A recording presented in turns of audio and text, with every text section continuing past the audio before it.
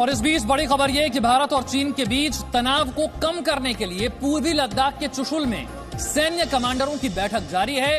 भारत और चीन LAC से सैनिकों की वापसी पर बातचीत कर रहे हैं। दोनों देशों के बीच सैन्य स्तर की यह चौथी वार्ता चल रही है। इससे पहले विदेश मंत्रालय के स्तर पर भी 3 दौर की बातचीत हो चुकी है। चीन की सेना फिंगर 4 से पीछे गई है, लेकिन भारत ने चीन से साफ साफ कह दिया है कि चीन की सेना अप्रैल वाली स्थिति में वापस जाए। कृष्णमोहन ज्यादा जानकारी के साथ। कृष्णमोहन, आज की जो मीटिंग है उससे क्या निकलकर सामने आ रहा है? क्या एजेंडा था आज की मीटिंग का? देखिए विशाल, इस मीटिंग का भी एजेंडा वही था जो 22 और 30 जून की मीटिंग का था, यानी कि डिसएंगेजमेंट, चीनी सेनाएं पीछे हटें और उसके बाद डी एस्केलेशन यानी हालात को मामूल पर लाने, सामान्य करने की प्रक्रिया है वो शुरू हो।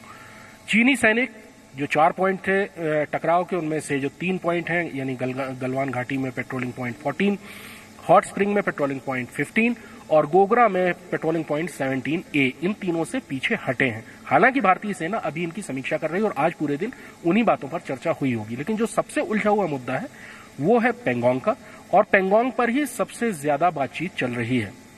6 जून को जो मीटिंग हुई थी कोर कमांडर लेवल की, उसमें दोनों ही देशों की सेनाओं में यह तय हुआ था कि सैनिक पीछे हटेंगे, और शुरुआत में चीनी सैनिक पीछे हटे भी थे।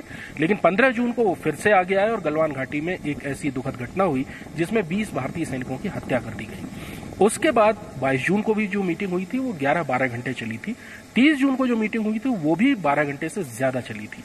इन दोनों ही मीटिंग्स में भारत ने जिस बात पर सबसे ज्यादा जोर दिया था वो था कि डिसएंगेजमेंट की प्रक्रिया का वेरिफिकेशन, कि भारतीय सेना हर पॉइंट पर चीनी सेना कितना पीछे हटी है, इंफ्रास्ट्रक्चर कितना हटाया है, क्या वहां उन्होंने ऐसा इंफ्रास्ट्रक्चर तो नहीं छोड़ा। बिल्कुल, जिस बात का जिक्र आप कर रहे हैं, जो समीक्षा की जानी है कि जो बात मीटिंग में की गई वो जमीन पर हुई या नहीं हुई, यानी कि सैनिक वाकई पीछे हटे या नहीं, डिसएंगेजमेंट को लेकर, तनाव कम करने को लेकर ये मीटिंग जिसकी जानकारी दे रहे थे कृष्णमोहन। बहुत बहुत शुक्रिया इस जानकारी के लिए। Presenting V News app, available on Google Play and App Store. Download it now.